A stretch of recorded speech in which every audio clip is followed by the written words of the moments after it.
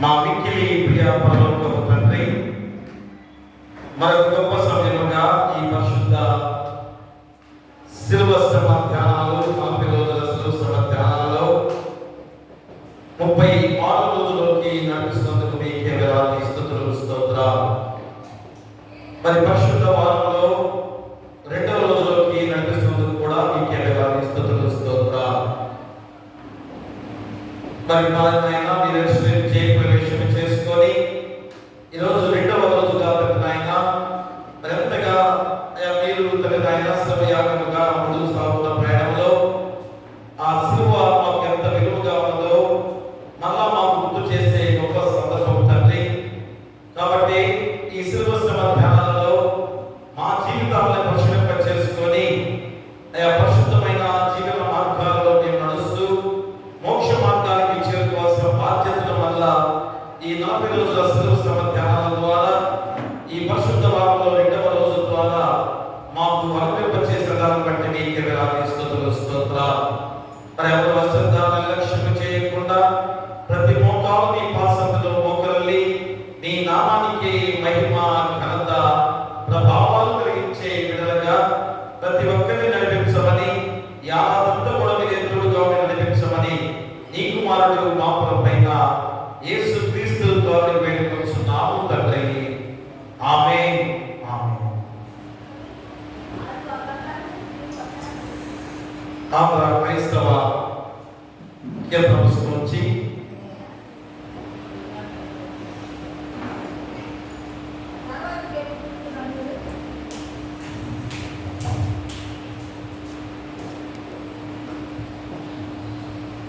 నూట 89వ కీర్తన, వందనం.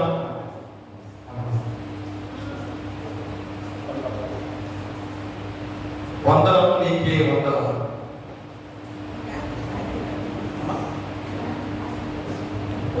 చెప్పాలి దాంట్లో నాకు గుర్తులొద్దు, అసలు మీరే రావాలి. నా దగ్గర నాకు అంత అంత మీద మర్చిపోతా ఉంటానమ్మా. చెవులు రాత్రి మీకు వచ్చే మీరు ఆ టైం ప్రకారం వచ్చేసిన బట్టే సరిగ్గా చెప్పండి. మళ్ళీ అది ఆర్కెస్ట్రా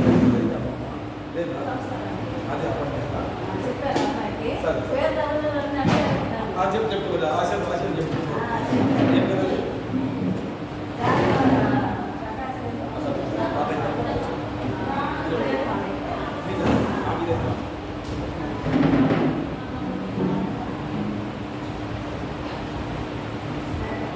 ఆంధ్ర క్రైస్తవ కీర్తన పుస్తకం నుంచి 189వ కీర్తన, వందనం నీకే వందనం. వందనం నీకే వందనం, పరిశుద్ధ చిరమా వందనం నీకే వందనం. వందనం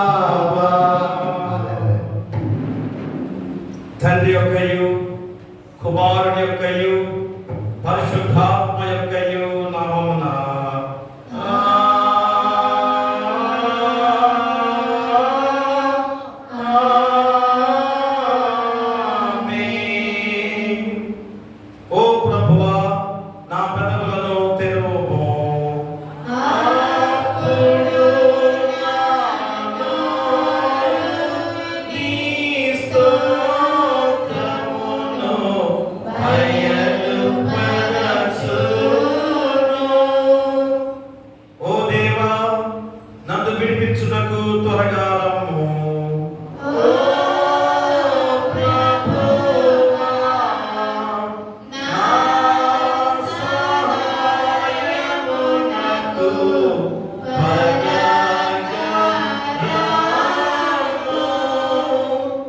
తండ్రికిని కుమారునికిని పరిశుద్ధాత్మకును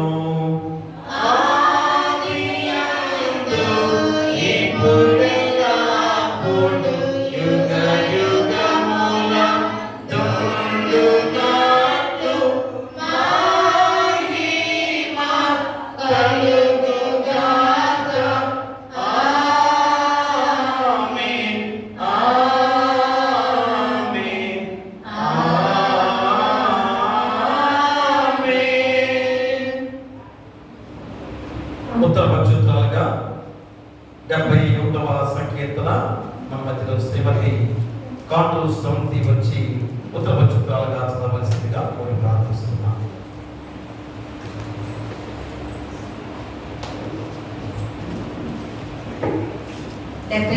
సంకీర్తన.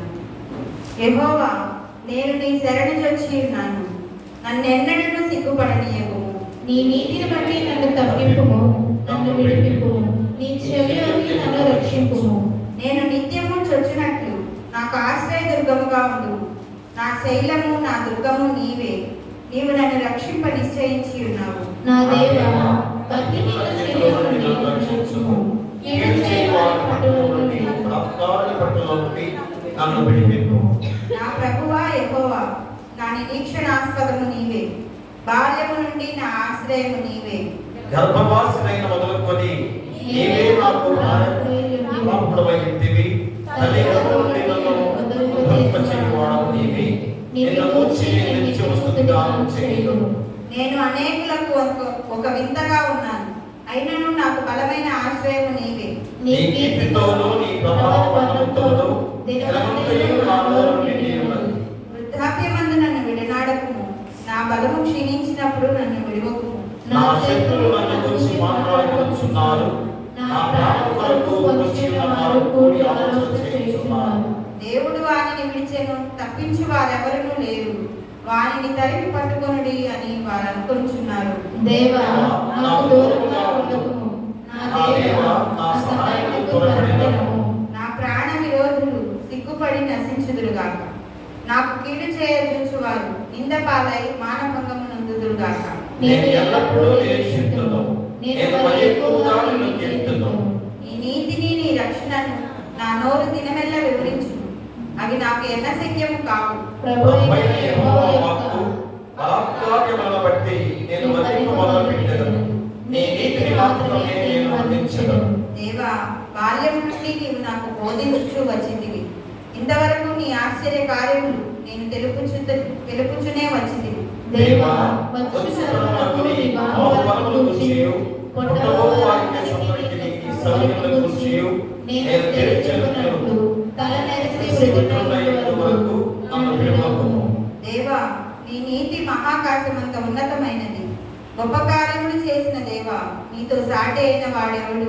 అనేకమైన కఠిన బాధలను మాకు చేసిన వాడా, నీవు మరలా మమ్ము బ్రతికించెదవు. భూమి యొక్క గాఢస్థలంలో నుండి నీవు మరలా మమ్ము లేవనెత్తుదువు. నా గొప్పతనమును వృద్ధి చేయుము.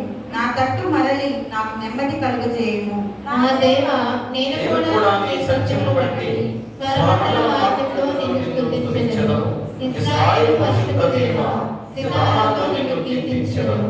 నేను నిన్ను కీర్తించినప్పుడు నా పెదవులను, నీవు విమోచించిన నా ప్రాణమును నిన్ను గూర్చి ఉత్సాహధ్వని చేయును.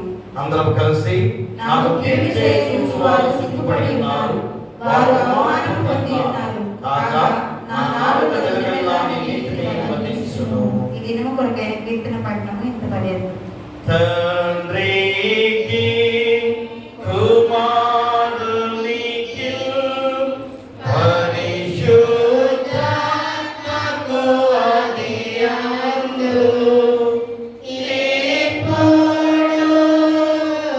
ఎల్లప్పుడూ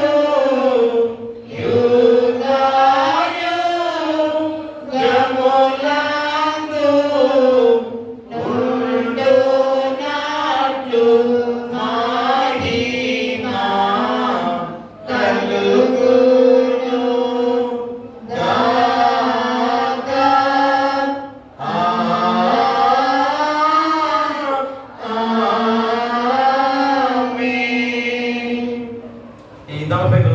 సిలబస్ ధ్యానాలలో పరిశుద్ధ వారముగా 2వ రోజులోకి ప్రవేశించిన మనము పరిశుద్ధులైన యోహాను రాసిన సువార్త 12వ అధ్యాయము 20 నుంచి 36 వచనాలు చిరంజీవి బెజ్జం రత్నరాజు వచ్చి చదవలసిందిగా కోరి ప్రార్థిస్తున్నాం.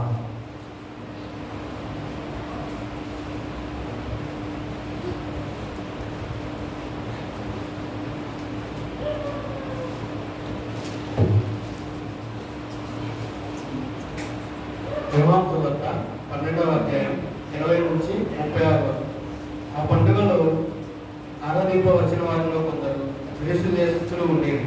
వారు గలిలయలోని బెత్సయిదా వాడైన ఫిలిప్పునొద్దకు వచ్చి, అయ్యా, మేము యేసును చూడగోరుచున్నామని అతనితో చెప్పగా, ఫిలిప్పు వచ్చి ఆంద్రేయుతో చెప్పాను.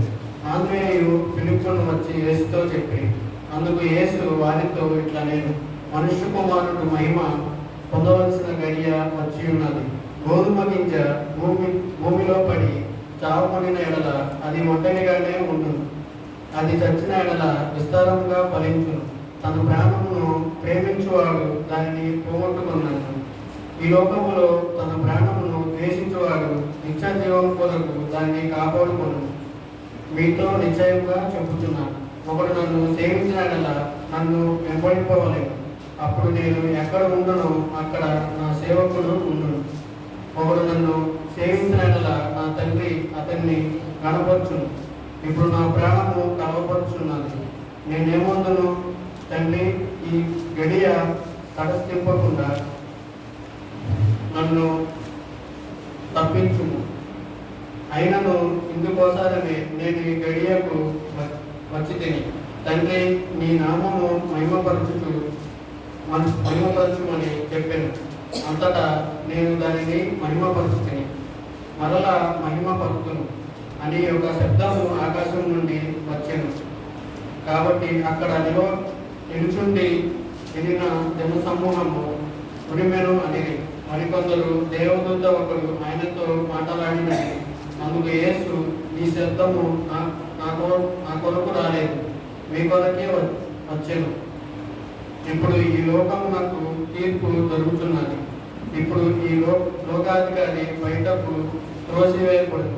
నేను భూమి మీద నుండి పైకెత్తబడిన ఎడల అందరినీ నా యొద్దకు ఆకర్షించుకుంటానని చెప్పాను. తాను ఏ విధముగా మరణం పొందవలసి ఉండేనో సూచించుచు ఈయన ఈ మాట చెప్పాను. జనసమూహము క్రీస్తు ఎల్లప్పుడూ ఉండునని ధర్మశాస్త్రము చెప్పుట వింటిమి. మనుష్య కుమారుడు పైకెత్తబడవలనని నీవు చెప్పుచున్న సంగతి ఏమిటి? మనుష్య కుమారుడకు ఈయన ఎవరిని ఆయన అడిగింది. అందుకు యేసు, ఇంకా కొంతకాలము వెలుగు మీ మధ్య ఉండును. చీకటి మిమ్మును కమ్ముకొనున్నట్లు మీకు వెలుగు ఉండగానే నడువుడి. చీకటిలో నడుచువాడు తాను ఎక్కడికి పోవచ్చున్నాడో ఎరుగడు. మీరు వెలుగు సంబంధులగునట్లు మీకు వెలుగుండగానే వెలుగునందు విశ్వాసం ఉంచుడని వారితో చెప్పాను. ఇంత పర్యంతము ఓ ప్రభువా మమ్మను కనికరింపుము. దేవునికి స్తోత్రము కలుగును గాక. వాక్య ధ్యానం చేయడానికి స్వరూప్ గారు మనకు తెలుసు. ఎన్నో సంవత్సరాల నుంచి కూడా మరి యవనస్తుల కూడికలో ఎంతో ఘనముగా ఎంతో మందిని ముందు నడిపిస్తూ పాస్టర్ గారుగా మాకు సంఘాలకు ఎంతో చక్కటి సహకారం అందిస్తూ ఎంతో మందిని యూత్ని సిద్ధపరిచిన బ్రదర్ ఏడీపీ స్వరూప్ గారు కొద్దిపాటి మరి అస్వస్థతో మరి జ్వరంతో రాలేకపోయారు. ఎంతైనా వద్దాం అనుకున్నారు, అయినా కానీ మరి కొద్దిగా నీరసంగా ఉంది కాబట్టి రాలేకపోయారు. కాబట్టి వారి యొక్క టీం సభ్యులుగా మరి రోజు విజయవాడ నుంచి దత్తగిరి గారు మన మధ్యలో ఉన్నారు. వారు మన మధ్యకి వచ్చున్నారు. వారికి నిండు వందనాలు తెలియజేసుకుంటున్నాం. విజయవాడ నుంచి మన మధ్యకి వచ్చిన రత్నగిరి గారికి వందనాలు తెలుసుకుంటూ వారు వాక్య ధ్యానం చేసే ముందు ప్రార్థనలో నడిపించడానికి శ్రీమతి జరుగుమిల్లి జ్యోతి గారు వచ్చి ప్రార్థనలో నడిపించవలసిందిగా కోరి ప్రార్థిస్తున్నాం.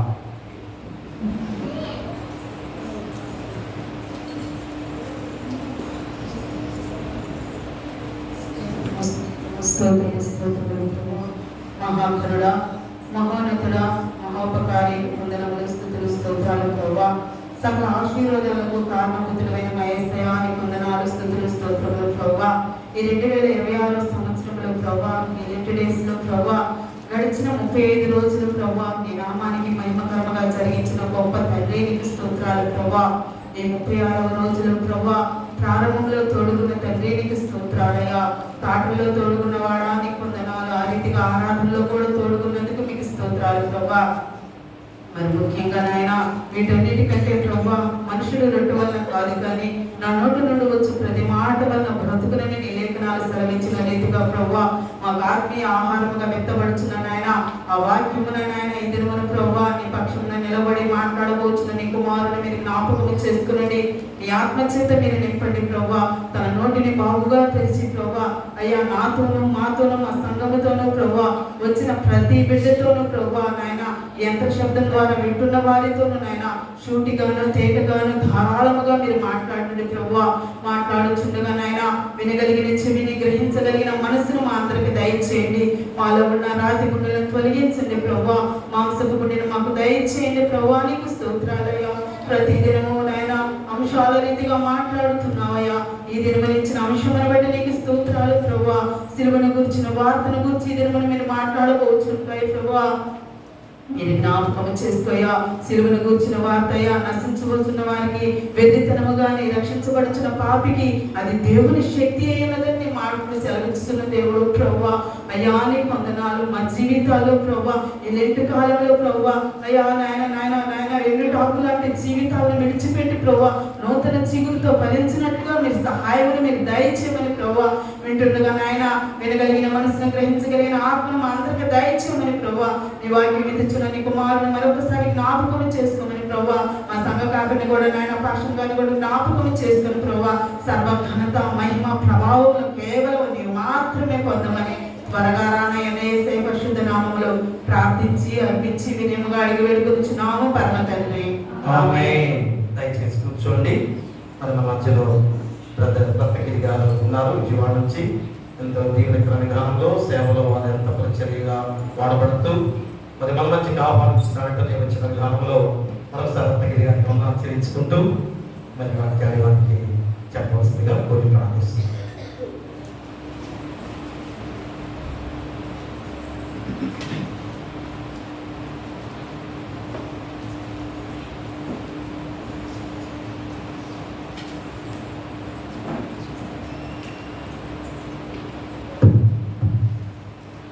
ప్రభుని స్థితిస్తున్నాములో మీ అందరికీ ఈ రాత్రి గల శుభాభివందనాలు తెలియజేసుకుంటున్నాను. అలాగే ప్రేమతో మంచి పాస్టర్ గారికి మళ్ళీ వందనాలు తెలియజేసుకుంటున్నాను. అలాగే సంఘ పెద్దలకు కూడి వచ్చిన సంఘం అందరికీ మరొకసారి నా నిండు వందనాలు తెలియజేసుకుంటున్నాను. మనకి ఈ మధ్య బాక్య భాగం చూద్దాం ఒకసారి. యోహాను సువార్త 12వ అధ్యాయం 23వ వచనం చదువుకుందాం ఒకసారి. 23 మనుష్య కుమారుడు గోధుమ గింజ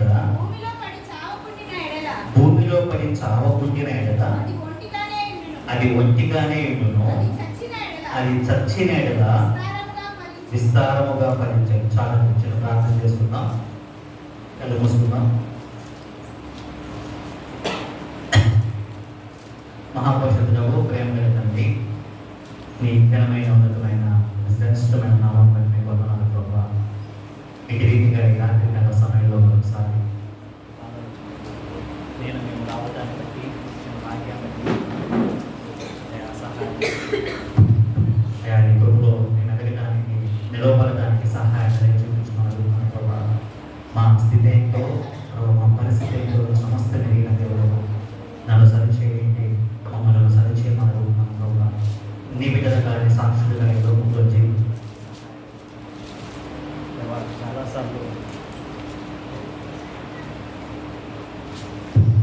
చాలాసార్లు నీ మందిర ఆవరణంలో నేను కూర్చుంటానే కానీ మా ఆలోచనలు ఎక్కడెక్కడో తిరుగుతూ ఉంటే ప్రభా. ప్లీజ్ ఏకాగ్రత కలిగిన మనస్సును మాకు ఇవ్వండి. నిన్ను కేంద్రం చేసుకొని నీ మాటలను విని వాక్యానుసారంగా జీవించడం నాకులో మా అందరికీ నేను తోడుగా ఉంచమని ప్రభా.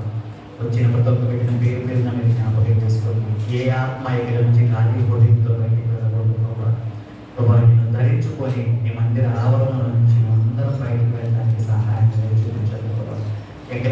డిస్టర్బ్ అవ్వకుండా దగ్గర లోక సంబంధమైన ఆలోచనలు మాకు రాకుండా ఉండమంటూ ప్రభా నేను కేంద్ర బిందువుగా చేసుకొని మీ మహాత్మని మీ వాక్యానుసారంగా జీవించే ఆ కృప కనికరాన్ని నాకును మా అందరికీ తోడుగా ఉంచున్నాను. మా ముందున్న సమయం మీరు ఆశీర్వదించమని నన్ను 9 నిమిషాలు మీ సినిమా మరుగుపరచుకొని నన్ను ఈ నోటి బోరగా వాడుకోమని నన్ను శ్రేష్టమైన నామంలో మిక్కిని బట్టి మనకి అతి వినయంగా మీకు వేడుకుంటున్నా అందరికీ ఆమేన్.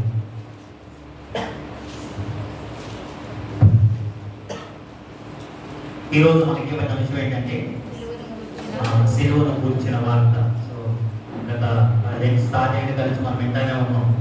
అయినా సరే కొంతవరకు మనకి ఇచ్చిన పాఠ్యభాగాన్ని బట్టి 23వ వచనంలో చెప్తున్నది ఏమనంటే, అందుకు యేసు వారితో ఇచ్చాను, మనుష్య కుమారుడు మహిమ పొందవలసిన గడియ వచ్చి ఉన్నది.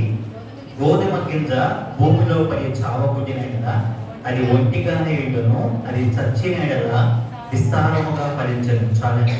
ఒక గోధుమ గింజ అది చాలా చిన్నది, అది ఒక చిన్నది కింద పడితే అది చావకుండా ఉంటే అది అలాగే ఉండిపోయింది. అదే చచ్చిన కదా అది విస్తారముగా ఫలించను అన్నాడు. సో యేసుక్రీస్తు ప్రభువు ఉదాహరణగా చెప్తున్నాడు అక్కడ. ఒక గోధుమ గింజ నేలలో వేసినప్పుడు అది ఒక్కటే, అది ఫలించి అభివృద్ధి చెందినప్పుడు దాని చుట్టూ చాలా వస్తాయి విత్తనాలు కదా. యేసుక్రీస్తు ప్రభువు కదా అంటే ఆయన ఈ లోకానికి ఒక మనిషిగా ఈ లోకానికి వచ్చాడు. ఆయన ఈ భూమి మీదకి రావడానికి గల ముఖ్య ఉద్దేశం ఒకటే, అందరూ అంతటా పాపం చేసి దేవుడు అనుగ్రహించి రక్షణ కోల్పోయిన వాళ్ళే కాబట్టి రక్తం చిందింపబడాలి, ఆ రక్తం పరిశుద్ధమైన రక్తమై ఉండాలి. కాబట్టి యేసుక్రీస్తు ప్రభువు ఒక మనిషిగా ఈ లోకానికి వచ్చాడు. ఆయన రావడానికి ముఖ్య కారణం ఏంటంటే మనందరం నశించిపోతున్నాం, మనంతా రక్షింపబడాలి అని.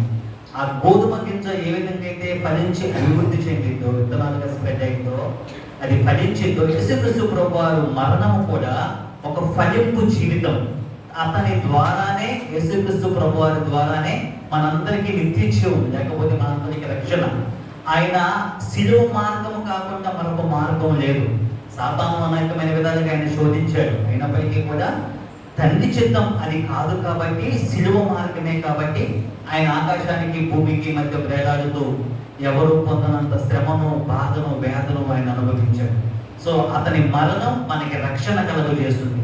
ఆయన ఏ విధంగా అయితే ఒక మనిషిగా ఈ లోకానికి వచ్చి అనేకులకు మాదిరికరంగా రక్షణ మార్గాన్ని తెరిచాడో, మనం కూడా విశ్వాసులంగా ఈ లోకంలో జీవిస్తున్నప్పుడు ఖచ్చితంగా ఫలించాలి అన్నది దేవుని యొక్క ముఖ్య ఉద్దేశం. ఒకవేళ అలా మనం ఫలించలేకపోతున్నామంటే గోధుమ గింజ చావకుండిన కదా ఏ విధంగా అయితే ఒంటిగా ఉండిపోయిందో మన జీవితాలు కూడా అలాగే ఉంది. గోధుమ గింజతో పోలుస్తా ఉన్నారు అక్కడ. సో మన విశ్వాసంగా ఈ లోకంలో జీవిస్తున్నప్పుడు మనలో ఎటువంటి స్వార్థము లేకుండా, ఎటువంటి లోక సంబంధమైన ఇచ్చలు మన జీవితాల్లో లేకుండా మనం కూడా ఫలించాలి, మనం కూడా అనేక మంది జీవితాలకు మాదిరికరంగా ఈ లోకంలో జీవించాలి అని ఆయన ఇష్టపడుతూ ఉన్నాడు. ఒకవేళ అలా జీవించలేకపోతున్నామంటే ఎక్కడో లోపల పాపం ఉంది, ఎక్కడో విడిచిపెట్టవలసిన దాన్ని ఇంకా మనం విడిచిపెట్టట్లేదేమో జ్ఞాపకం చేసుకున్నాం. మిషనరీలు ఈ భారతదేశానికి వచ్చి పరిచయం చేస్తున్నప్పుడు వారు ఒక్కరుగానే ఈ లోకానికి, ఈ భారతదేశానికి వచ్చారు. అక్కడ ఉన్న లగ్జరీ జీవితాన్ని విడిచిపెట్టారు. అసలు చాలాసార్లు కొన్ని సంవత్సరాల క్రితం లోతుల సంఘం ఎలా స్థాపించబడిందని చదువుతా ఉన్నప్పుడు చాలా బాధ కలిగేది. అసలు రోడ్లు సరిగ్గా ఉండేవి కాదు, ఊర్లు సరిగ్గా ఉండేవి కాదు. అసలు ఖాళీ నగరలో నడుచుకుంటూ వెళ్ళిపోయేవాళ్ళు, కొన్ని వేల కిలోమీటర్లు ట్రావెల్ చేసేవాళ్ళు. వాళ్ళు అలాంటి లగ్జరీ జీవితాన్ని ఫారిన్ కంట్రీస్ నుంచి, అమెరికా నుంచి, ఆస్ట్రేలియా నుంచి, లండన్ నుంచి, అక్కడ ఎక్కడి నుంచో ఒక 2-3 సంవత్సరాలు ప్రయాణం చేసి మన భారతదేశానికి వచ్చి వాళ్ళు ఇక్కడ పరిచయం చేసి వాళ్ళు అభివృద్ధి చెందారు. వాళ్ళ అభివృద్ధి పరిచయాలు వాళ్ళు ఎంతగా దేవుని పైన ఆధారపడ్డారో, ఒక విశ్వాసులుగా వాళ్ళు బలం పొందుకున్నారు అంటే వాళ్ళంతగా ఫలించారు, ఫలింప చేశారు మనలను కూడా. ఇలా చక్కగా కూర్చొని ఫ్యామిలీ కింద చక్కగా మార్బుల్స్ మీద కూర్చొని వాక్యం చదువుతున్నామంటే ఇది మనం వేసుకున్న బేస్మెంట్ కాదు, ఒకప్పుడు మిషనరీలు వేసిన బేస్మెంట్ అది కదా. మంచి ప్లేస్ మనకిచ్చి, మంచి స్థలాన్ని మనకిచ్చి వాళ్ళకున్న లగ్జరీ జీవితాన్ని వాళ్ళు త్యాగం చేశారు. దేనికోసం అంటే దేవుని సువార్తమానాన్ని ప్రకటన చేయడానికి. అదే సిలువను కూర్చిన వార్త. ఆ వార్త అప్పుడు మనకు వినిపించకపోతే అన్యాచారాల్లో పడిపోయే వాళ్ళం, మనం విగ్రహారాధనలో పడిపోయే వాళ్ళం. భారతదేశం అట్టడిగిపోతుంది, మీరు వీరు విగ్రహారాధనలో ఉన్నారు, వీరు పాపం చేస్తున్నారు, వీరు లోకంలో జీవిస్తున్నారని భారతదేశానికి వచ్చి వాళ్ళు పరిచయం చేశారంటే ఆ సిలువను కూర్చిన వార్త వాళ్ళు మనకు వినిపించారు. ఆ వార్త విన్నప్పుడే మన బ్రతుకులు మనం మార్చుకున్నాం. ఒకవేళ ఇంకా మార్చుకోలేని స్థితి మన జీవితంలో ఏదైనా ఉంది అంటే ఇంకా ఎక్కడో పాపం చేస్తున్నాం, ఇంకా ఎక్కడో సరి చేసుకోవాల్సినవి మన జీవితాల్లో ఉన్నాయేమో జ్ఞాపకం చేసుకున్నాం. తర్వాత వచనం చెప్తా ఉన్నాడు, 25వ వచనం, తన ప్రాణమును ప్రేమించువాడు దానిని పోగొట్టుకొనును, ఈ లోకములో తన ప్రాణమును ద్వేషించువాడు నిత్య జీవము కొరకు దానిని కాపాడుకొనునని మీతో నిశ్చయముగా చెబుతున్నాను. చాలా చక్కగా చెప్తున్నాను. అక్కడ ఏమనంటే ఎవరైతే తన ప్రాణమును ప్రేమించుకుంటాడో దానిని ఖచ్చితంగా పోగొట్టుకుంటాడు. ఎవరైతే తన ప్రాణమును ద్వేషిస్తాడో నిత్య జీవం కొరకు దాన్ని కాపాడుకొనునని మీతో ఖచ్చితంగా లేదా నిశ్చయముగా చెబుతున్నాను అన్నాడు. సో మన ప్రాణం గురించి అంటే మన వ్యక్తిగత జీవితం గురించి మనం ఎక్కువ ఆలోచన చేస్తున్నామంటే ఇహలోక సంబంధమైన లేకపోతే శరీర సంబంధమైన వాటి మీద ఎక్కువ మన మనసు ఉంచేలేము. ఒకవేళ ఆత్మ సంబంధమైన వాటి మీద మన మనసు ఉంచితే ఆ మాటలో అది మన నిత్య జీవంలోనికి తీసుకువెళ్ళింది. కొన్నిసార్లు చూడండి, విశ్వాసుల జీవితాలను మనం చూస్తున్నప్పుడు వారి కష్టాలు వస్తాయి, వేదనలు వస్తాయి, దుఃఖాలు వస్తాయి, భయంకరమైన స్థితి వాళ్ళ జీవితాల్లో ఉంటుంది. కానీ వారి వ్యక్తిగత జీవితాన్ని చూసినప్పుడు అవన్నీ ఏం పట్టించుకోరు. వాళ్ళు ఇహలోక సంబంధమైన వాటి మీద మనసు ఉంచకుండా ఆత్మ సంబంధమైన వాటి మీద మనసు ఉంచినప్పుడు వారికి ఒకే ఒక గమ్యం ఏంటంటే నేను ఖచ్చితంగా పరలోకానికి వెళ్తాను, నిత్య జీవానికి వెళ్తాను అని. ఈ ప్రపంచంలో ఉన్న ప్రతి మనిషికి ఒక కోరిక ఉంటుంది. ఏంటి ఆ కోరిక అంటే అది మతంతో సంబంధం లేదు. కొంతమంది హైందవులు అయితే స్వర్గానికి వెళ్తారంటారు, వేరే వాళ్ళు అయితే ఇంకో విధంగా చెప్తా ఉంటారు. మనమైతే నిత్య జీవం లేదా పరలోకానికి వెళ్తాము అంటాం. ఈ ప్రపంచంలో ఉన్న ప్రతి మనిషి కోరిక అదే, నిత్య జీవానికి వెళ్ళాలి అని. ఆ నిత్య జీవానికి మనం వెళ్ళాలి అంటే ఎంతగా మనం తగ్గించుకోవాలో, ఎంతగా మనం తగ్గించుకొని సంపూర్ణంగా దేవుని పైన ఆధారపడాలో. ఒక మనిషిగా మన ప్రాణం కోసం ఇప్పుడు మనం వెంబడదాగకూడదు. మన జీవితాల కోసము, మన కుటుంబాల కోసము, లోక సంబంధమైన వాటి కోసం ఎప్పుడు చూడకూడదంట. ఎవరైతే తన ప్రాణమును ద్వేషించుకుంటాడో వారు ఖచ్చితంగా నిత్య జీవంలో ఉంటారు అని మీతో నిశ్చయముగా చెప్పుచున్నాను అంటున్నారు. నాదో ప్రశ్న, ఈ దేవాలయానికి ఇదే నేను మొదటిసారి వచ్చాను.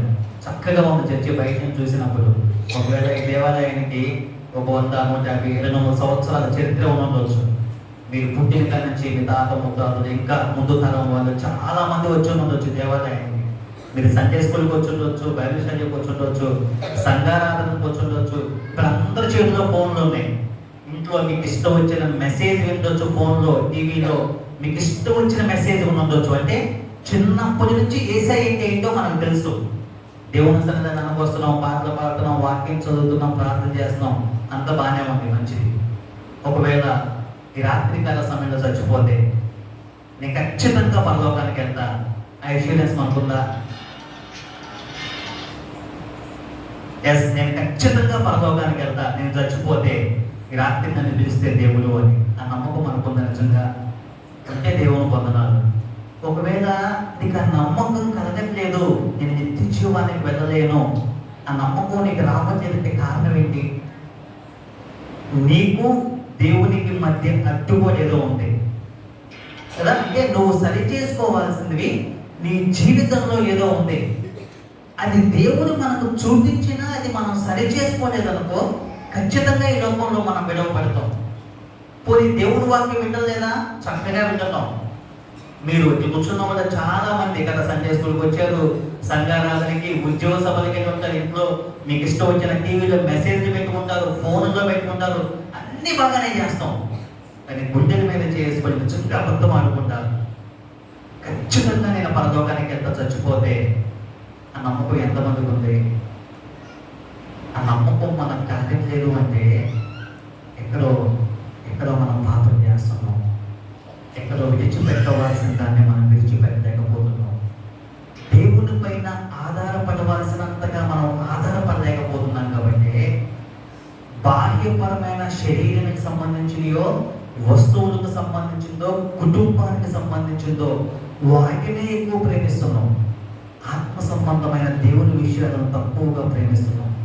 దేవుని వాక్యం ఏం తెలియజేస్తుందంటే, తన ప్రాణమును ద్వేషించువాడు నిత్య జీవంలో ఉంటాడని మీతో నిశ్చయంగా చెబుతున్నాను అన్నాడు. సిలువను కూర్చిన వార్త అది విన్న వారికి అది ఖచ్చితంగా ఆశీర్వాదకరం. అది ఎవరైతే వినకుండా విని నటించామనుకో అది వినడమే. మనల్ని మనం మోసం చేసుకుంటామంటే మోసపోపిడి దేవుడు వెక్కిరింపబడడం అన్నాడు. మనల్ని మనం మోసం చేసుకొని దేవుడిని వెక్కిరించామనుకో అది ఖచ్చితంగా మనకే అది నాశనానికి దారితీస్తూ ఉంటుంది. పోనీ దేవుడైతే ఏంటో తెలియదా? తెలుసు. ఆయన కోపం వస్తే ఏం జరిగిందో లేదా అన్నీ తెలుసు మనకి. దేవుని వాక్యం తెలుసు, చక్కగా పాటలు పాడతాం, వాక్యం చదువుతాం, ప్రార్థన చేస్తాం, అన్నీ బాగానే చేస్తాం. కానీ వ్యక్తిగతంగా మన జీవితాలకు మనం అప్లై చేసుకున్నప్పుడు మనకి దేవునికి మధ్య ఉన్న అడ్డుగోడ ఏంటి? ఏ పాపాన్ని బట్టి పూర్తిగా మనం దేవుని దగ్గరికి రాలేకపోతున్నాం? ఏ మాటలను విని కూడా వాక్యానుసారంగా ఈ లోకంలో మనం జీవించలేకపోతున్నాం? జ్ఞాపకం చేసుకున్నాం ప్రియ దేవుని సంగమా.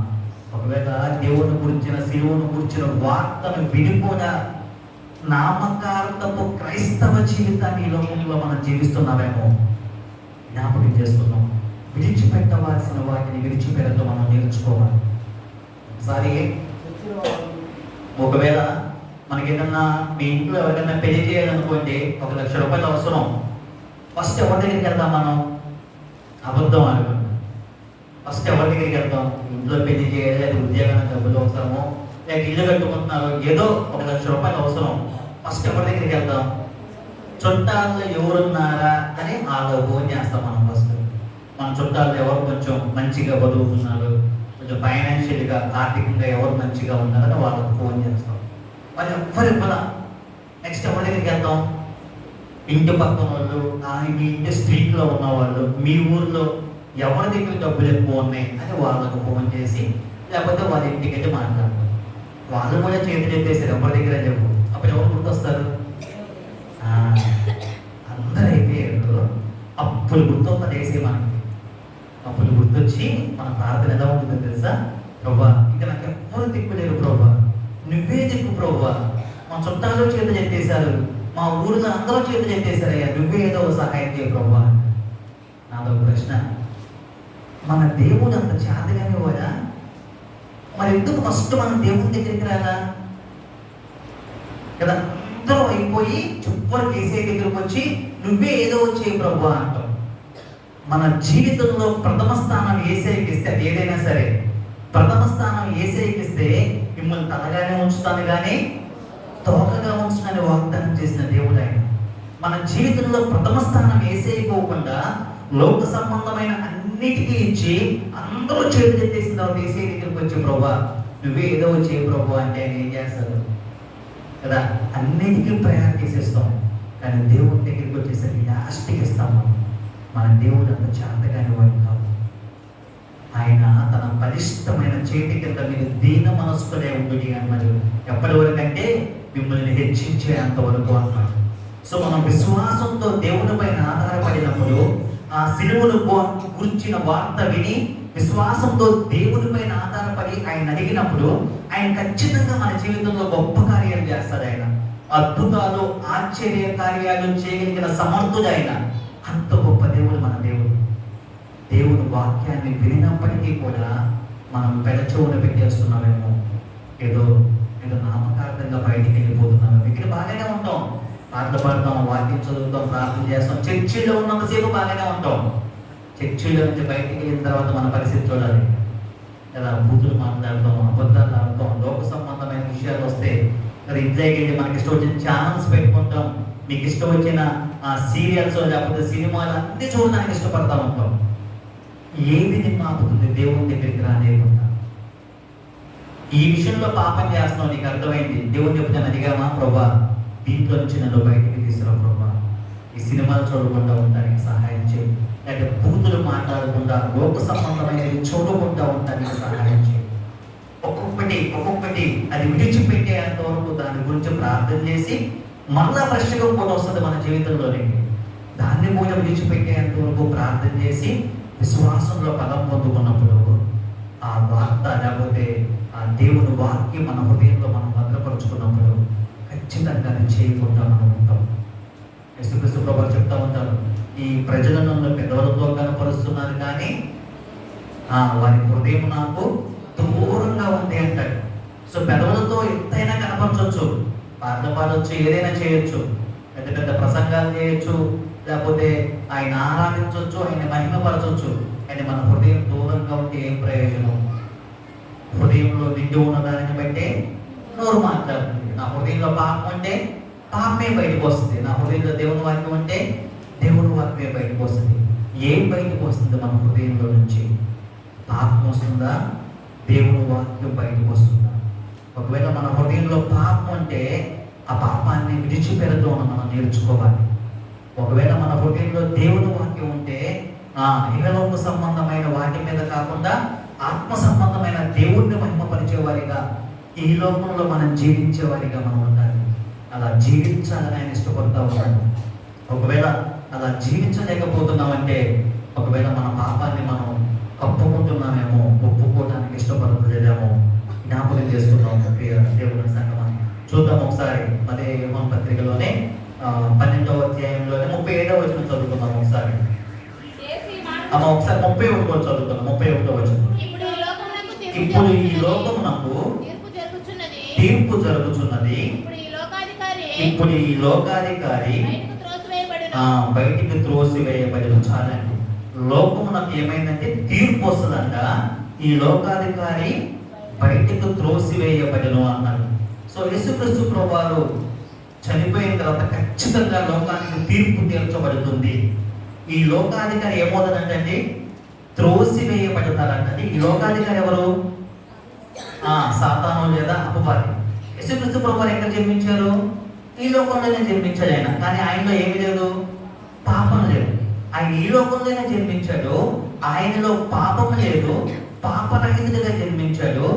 ఆయన మనలో ఉన్న పాపాన్ని ద్వేషించాడు కానీ మనలను ప్రేమించాడు. ఆయన ఎవరిని ద్వేషించాడంటే మనలో ఉన్న పాపాన్ని ద్వేషించాడు. ఆయన లోకంలోనే జన్మించాడు కానీ ఆయనలో లోపం లేదు. కానీ మనం లోకంలోనే జన్మించాడు కానీ మనలో లోపం ఉంది, మనలో పాపం ఉంది. మనలో ఉన్న పాపాన్ని ద్వేషించాడు, పాపిని ప్రేమించాడు. ఆయన అపవాదిని కూడా ఒక దినాన తీర్పు దినం వస్తుందంట. ఆ దినాన తీర్పు తీర్చబడుతుంది. ఈ లోకాధికారి ఏమవుతాడంటే బయటకు త్రోసివేయబడును అన్నాడు. ఖచ్చితంగా అపవాది లేదా సాతాను త్రోసివేయబడ్డాడు. కారణం ఏంటి అంటే సాతాను మనల్ని గలిబిలి చేస్తూ ఉంటాడు. లోక సంబంధమైన వాటిని అన్నిటిని చూపించి ఇదే సంతోషం, ఇదే ఆనందం అని చూపిస్తూ ఉంటాడు. లోకం ఇచ్చే సంతోషం అల్ప సంతోషం, కానీ దేవుడు ఇచ్చే సంతోషం శాశ్వతమైన సంతోషం. అది యుగాలు మనం చనిపోయేంత వరకు దేవుడు మనతో ఉంచడానికి ఇష్టపడతాడు ఆయన. సో లోకాధికారికి తీర్పు తీర్చబడుతుంది. ఒకవేళ మనం కూడా లోకంలో గడిచిపోతే మనకు కూడా తీర్పు తీర్చబడుతుంది. ఒకవేళ మనం చచ్చిపోయిన తర్వాత పైకి వెళ్ళిన తర్వాత చెప్పొచ్చు, నేను మా ఊళ్ళో చక్కగా పాటలు పాడతానండి, వాక్యం చదువుతానండి, ప్రార్థన చేస్తానండి, కాబట్టి మా ఊరి జరిగిన చెప్పొచ్చు. యేసయ్యకి అన్నీ తెలుసు. మన హృదయాంతరంగా జరిగిన దేవుడు మన హృదయంలో తలంపులు పుట్టక మునిపే ఆయన సమస్త పెరిగిన దేవుడు. ఆయన నువ్వు నుంచుంటా తెలుసు, నువ్వు కూర్చుంటా తెలుసు, నీ తల వెంట్రుకలు అన్నీ లెక్కింపబడి ఉన్నవి అన్నాడు. నీ నోటి మాట రాకముందే సమస్త పెరిగిన దేవుడు ఆయన. అంత గొప్ప దేవుడు మన దేవుడు. బాహ్యపరమైన శరీరం పరిశుద్ధంగా కనిపించవచ్చు, కానీ ఆత్మ సంబంధమైన మన అంతరంగం యేసయ్యకు సమస్తము తెలుసు, సమస్తము తెలుసు. మీరు చాలాసార్లు ఈ లెక్కేస్లో చదువుకుని ఉంటారు. ఇప్పుడు ఇస్కరియోతు యూదా ముందు రోజు రాత్రి యేసుక్రీస్తు ప్రభువు శిష్యులు అందరూ పాదాలు కడుగుతా ఉన్నాడు. అడిగేటప్పుడు ఒక మాట అన్నదయ్యా, మీలో ఒక నన్ను అప్పగిస్తాడయ్యా అన్నాడు. అన్నాడా? అన్నాడు. యూదా నువ్వే అని అన్నాడా? ఎందుకనేది ఆ మాట? అయ్యా మీలో ఒక నన్ను అప్పగిస్తాడని శిష్యులు 12 మంది పాదాలు కడిగి వాళ్ళ పాదాలు తుడుస్తూ చెప్తున్న మాట ఆ సందర్భం అని. యూదా నువ్వే నన్ను అప్పగిస్తావు అన్న మాట ఎందుకని లేదు? మీలో ఒకటి అన్నదే కానీ యూదా అని పేరు పెట్టి పిలిచాడా? పిలవలా. ఎందుకని ఆ మాట అన్నాడు ప్రభు వారు? ఎందుకు డైరెక్ట్ గా యూదా నువ్వే నన్ను అప్పగిస్తావు అని వాడకుండా మీలో ఈ 12 మంది నన్ను ఒకటి అప్పగిస్తాడయ్యా అన్నాడు. ఎందుకన్నాడు ఆ మాట? ఇంకొక అవకాశాన్ని దేవుడు యువతకి ఇచ్చాడు. ఒకవేళ ఎప్పటికైనా సరి చేసుకుంటాడేమో, ఎప్పటికైనా నా వైపు తిరుగుతాడేమో, చుప్పలు హెచ్చరిక జారీ చేశాడు. నీలో నన్నప్పుడు అప్పగిస్తాడయ్యా అన్నప్పుడు చాలా మంది ఏమన్నారు తెలుసా? ప్రభు నేనా చావనైనా వస్తా ప్రభు, నేను మాత్రం పని చేయనన్నారు అక్కడ ఉన్న వాళ్ళందరూ. కానీ యువత సైలెంట్గా ఉన్నాడు. ఎందుకంటే తనకు తెలుసు తనే అప్పగిస్తాడని. యేసుక్రీస్తు ప్రభు అప్పటికీ చుప్పలకి హెచ్చరించాడు. అయినా తన తప్పును తాను తెలుసుకోవాలి. దేవుడు మనతో కూడా మాట్లాడతాడు, మనలను కూడా హెచ్చరిస్తాడు. ఆయన ఖచ్చితంగా హెచ్చరిస్తాడు. దేవుడు మనల్ని హెచ్చరించినప్పుడు మనం సరి చేసుకోకపోతే, యోధా ఏ విధంగా అయితే ఇల్లు ఉరిపెట్టి చచ్చిపోయాడో మన పరిస్థితి కూడా అంతే. నిత్య నరకాగ్నికి వెళ్ళవలసిన వారిని దేవుణ్ణి ఎరగను అని చెప్పి, లేదా ఆ స్థితిలో నీకు వెళ్ళకుండా ఉండాలంటే దేవుని కూర్చిన సంతోషకరమైన సువర్తమానాన్ని, లేకపోతే దేవుని సిలువను కూర్చిన వార్తను మనం విన్నప్పుడు అది మన హృదయాల్లో మనం స్వీకరించాలి.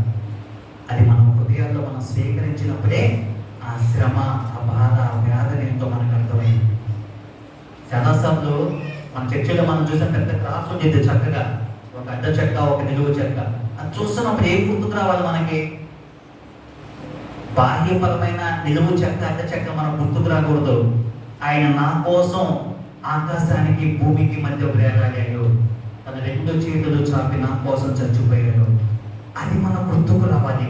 ఆ ట్రాన్స్లోనికి మనం వెళ్ళాలి, ఆ ఊహాగానాల్లోనికి మనం వెళ్ళాలి. నా కోసం చచ్చిపోయాడు ఆయన, నా కోసం మరణించాడు అని ఎప్పుడైతే మనం అనుకుంటామో, ఆయన స్థితి ఏంటో మనకు అర్థమైనప్పుడు మన పాపం ఏంటో మనకు అర్థమైంది. మన పాపం ఏంటో మనకు అర్థమైతే అది చేయడానికి మనం ఇష్టపడం. ఎందుకంటే యేసే నా కోసం చచ్చిపోయాడు, మనందరి కోసం చచ్చిపోయాడు.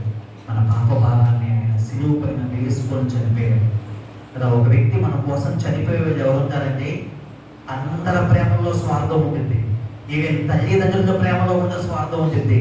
కొంతమంది తల్లిదండ్రులను అడిగినప్పుడు, అమ్మ మీ పిల్లలు ఏం చదువుతున్నారు అంటే, మా అబ్బాయిని MBBS చేపిస్తున్నానండి, లేకపోతే మా అమ్మాయిని ఇంకేదో చేపిస్తున్నానండి అంటారు. కారణం ఏంటంటే, ఇప్పుడు మా అమ్మాయిని బాగా చదివిస్తే, మా అబ్బాయిని బాగా చదివిస్తే రేపు మమ్మల్ని బాగా చూసుకుంటారు అంటారు కదా. తల్లిదండ్రుల ప్రేమలో కూడా స్వార్థం ఉంది. ఏ స్వార్థం లేని ప్రేమ ఏదైనా ఉంది అంటే అది యేసుక్రీస్తు ప్రభువారు మాత్రమే. ఆయన ప్రేమలో స్వార్థం లేదు. ఆయన సిలువ పైన వేలాడుతున్నప్పుడు కూడా మొట్టమొదటి ఒక మాట మాట్లాడతారు. ఏమంటే, మీరేం చేస్తున్నారో మీరు ఎలాగయ్యా వీటిని క్షమించము అంటాడు. క్షమించమని చెప్పడం చాలా ఈజీ. ఏముండదు అంటే, వాళ్ళు ఏదో తప్పు చేశారంటున్నారు కదా, క్షమించేసేటి ఒక్కసారిగా, వాళ్ళు ఏదో తెలియక చేశారంట అని పక్కన వాళ్ళు మనం చెప్తూ ఉంటారు. ఏముండదు కదా, చిన్న తప్పేగా, క్షమించే అంటే. క్షమించం అనే పదం చాలా చిన్నది. ఎవరైనా పక్క వాళ్ళు చెప్పినది ఇంకా చిన్నగా కనిపిస్తుంది. కానీ ప్రాక్టికల్గా మన జీవితాన్ని మనం అప్లై చేసుకున్నప్పుడు మనం క్షమించగలమా? ఇంటి పక్కన నేను స్థలం పోయిందంటేనే గట్టి దొరుకుతాం కదా. మన అకౌంట్లో 10,000 ఒక 5,000 పోయినాయి అంటేనే వామ్మో వాయో అంటాం మనం. అది ఎవరు తీశారో, ఎవరి వల్ల జరిగిందో మనకు తెలిసినా అసలు మనం క్షమించలేము. క్షమించలేకపోవడానికి కారణం ఏంటంటే, దేవుని ప్రేమ మన జీవితాల్లో లేకపోవడానికి. దేవుని ప్రేమ మన జీవితాల్లో ఉంటే ఖచ్చితంగా మనం క్షమిస్తాం. క్షమించేవారిగా ఈ లోపల మనం ఉంటాం. అటువంటి ప్రేమను మనం కలిగి ఉండాలి అని దేవుడు ఇష్టపడతా ఉన్నారు. 35వ వచనంలో చెప్తా ఉన్నాడు, అందుకు యేసు ఇంకా కొంతకాలము వెలుగు మీ మధ్య ఉండును, చీకటి మిమ్మల్ని కమ్ముకొనుకుంటున్నట్లు మీకు వెలుగు ఉండగానే నడువుడి, చీకటిలో నడుచువాడు. చాలండి కదా, చక్కగా చెప్తున్నది. ఏమనంటే, వెలుగు మీ మధ్య ఉన్నది, చీకటి మిమ్మల్ని కమ్ముకొనుకుంటున్నట్లు మీకు వెలుగు ఉండగానే నడువుడి, చీకటిలో నడుచువాడు తను ఎక్కడికి పోవచ్చున్నాడో ఎరగడు. మీరు వెలుగు సంబంధులకున్నట్లు మీరు వెలుగుండగానే వెలుగునందు విశ్వాసం ఉంచుడని వారితో చెప్పాను. చాలండి. చక్కగా వెలుగుకి చీకటికి ఉన్న మధ్య వ్యత్యాసం ఏంటో మనకు అర్థం అవుతుంది. వెలుగు లక్షణం ఏంటంటే, వెలుగు ఏం చేస్తుంది? ఎక్కడైతే చీకటి ఉందో అక్కడ చీకటిని ప్రారంభోడింది. ఫర్ ఎగ్జాంపుల్, మన ఇంట్లో మనం వెళ్ళామంటే కరెంటు పోయింది, బాగా చీకటిగా ఉంది, కరెంట్ వచ్చింది, ఇంట్లోకి లైట్ వేసారు, చీకటి బయటికి వెళ్ళిందా, వెలుగు లోపలికి వచ్చిందా? చీకటి అక్కడే ఉంది, కానీ వెలుగు ఏమొచ్చింది? వెలుగు వచ్చింది. వెలుగు రావటాన్ని బట్టి చీకటి ఉంది, అక్కడ చీకటి లేదు. వెలుగు లోపలికి వచ్చింది, అక్కడ నుంచి చీకటి లేదు. మళ్ళీ లైట్ ఆపేసామనుకో, లోపల ఏముంటుంది? చీకటి ఉంటుంది. సో ఇదే మన జీవితాలకు మనం అప్లై చేసుకుంటే, ఇప్పుడు దేవుని వెలుగై ఉన్నాడు, వెలుగు మన జీవితంలోకి వచ్చింది.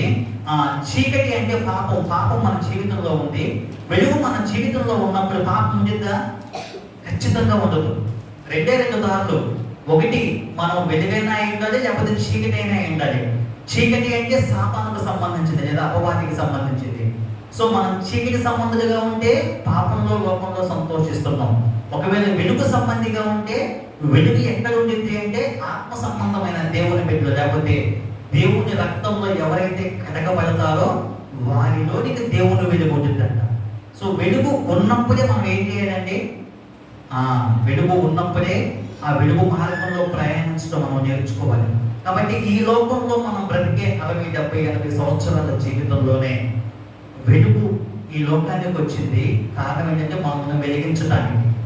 ఆ వెలుగులోకి మనం నడిచినప్పుడు, మన ఆత్మీయ స్థితి ఏంటో మనకు అర్థమైనప్పుడు, అందులో ఖచ్చితంగా మనం సంతోషిస్తాం, మనం ఆనందిస్తాం. అందులో చక్కగా చెప్తున్నాడు ఏమనంటే 35వ వచనంలోనే, చీకటి మిమ్మల్ని కమ్ముకొనుకుంటున్నట్లు మీకు వెలుగుండగానే నడువుడి, చీకటిలో నడుచువాడు తను ఎక్కడికి పోవచ్చున్నాడే ఎరగడు అంట. సో మనం చీకటిలో నడుస్తూ ఉంటాం, మనం ఎక్కడికి వెళ్తాం మనకు తెలియదు. అదే ఒక ఛార్జింగ్ లైట్, మొబైల్ లైట్, ఒక స్ట్రీట్ లైట్ ఉందనుకోండి, మనకు మార్గాన్ని చూపిస్తుంది. మన జీవితం కూడా అంతే, మన జీవితం కూడా అంతే. దేవుని వెలుగు మన జీవితంలో లేకపోతే మనం ఎట్టేస్తున్నామో మనకు అర్థం కాదు. ఒక్కోసారి అనుకోవచ్చు, నేను బాగానే వెళ్తున్నాను, నా స్థితి బాగానే ఉంది, నా బ్రతుకు బాగానే ఉంది అని. కానీ వ్యక్తిగతంగా మనం ఆలోచన చేసుకున్నప్పుడు మనం ఖచ్చితంగా చీకటిలోనే నడుస్తాం, ఖచ్చితంగా పాపంలోనే జీవిస్తాం. ఒకసారి ఈ మధ్య కాలంలోనే, అంటే ఒక 1 సంవత్సరం క్రితం, ఒక అన్నయ్య, నాకు తెలిసిన ఒక బ్రదర్ ఉన్నారు. అతను విజయవాడలో ఒక కాలేజ్ లెక్చరర్గా పనిచేస్తూ ఉంటాడు, ఒక టీచింగ్ ఫీల్డ్లో ఉన్నాడు. వాళ్ళ నాన్నగారు ఫుడ్ కార్పొరేషన్లో జాబ్ చేస్తూ ఉంటాడు. అనుకోకుండా హాస్పిటల్కి వచ్చి వాళ్ళ నాన్నగారు చనిపోయారు. వాళ్ళ నాన్నగారు చనిపోతే ఆ జాబ్ని వాళ్ళ అబ్బాయికి ఇచ్చాడు, తెలిసిన అన్నయ్యకి ఇచ్చాడు. Government job, central government.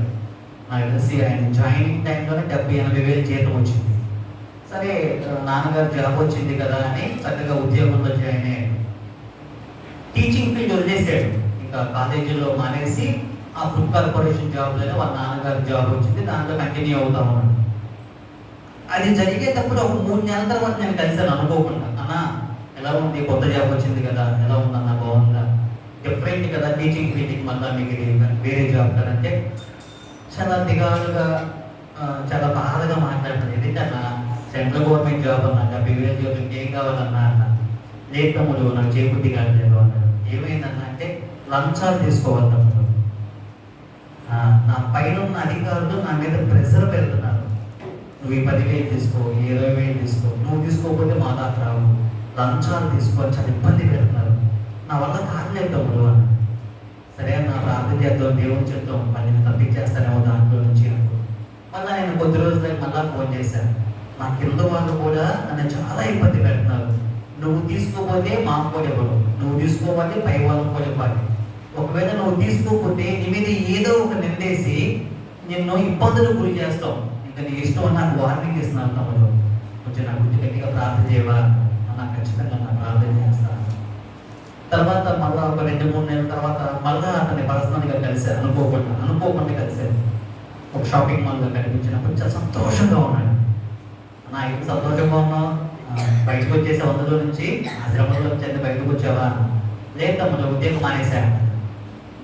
అదేంటన్నా, central government job 70-80 వేలు జీతం వస్తుంది, ఇంకొక 1 ఇయర్ చేసామంటే నీకు 1 లక్ష రూపాయలు దాటిపోయింది, ఏంటన్నా జాబ్ మానేసావంటే, ఈ అక్రమంగా తీసుకునే దానికన్నా ఆ స్కూల్లో లేకపోతే ఆ కాలేజీలో వచ్చే 25-30 వేలు చాలు తమ్ముడు, నాకు అవసరం లేదన్నా. ఇప్పుడు నేను సంతోషంగా ఉన్నా తమ్ముడు, నాకు ఆ ఉద్యోగం అవసరం లేదు, ప్రార్థన చేస్తున్నా, దేవుడు వదిలేమన్నాడు, వదిలేసా అంతే అన్న. నేను చాలాసేపు ఆలోచన చేశాను, నిజంగా ఒకవేళ నేను ఆ స్టేజ్లో ఉంటే నేను అలా వదలగలనా అనిపించింది నాకు. దేవుడి కోసం నిలవబడితే, దేవుడి మార్గం మార్గంలో మనం నడిచినప్పుడు, ఆయన వెలుగు మన జీవితాల్లో ఉన్నప్పుడు చీకటి ఎంత మాత్రం ఉండటానికి ఇష్టపడదు. ఒకవేళ అది మన జీవితంలోకి వచ్చిన దేవుని ఖచ్చితంగా తీసి పక్కన పెట్టేస్తాడు. ఎందుకంటే దేవుని మాట మన బ్రతుకును మార్చింది. దేవుని మాట మన ఆలోచన విధానాన్ని మార్చింది. డబ్బులు తక్కువైనా మంచిగా బతకాలని ఇష్టపడ్డాడు. దేవుని కోసం ఒక విశ్వాసిగా బ్రతికాడు. అందుకే ఆ జాబ్ వదిలేశాడు.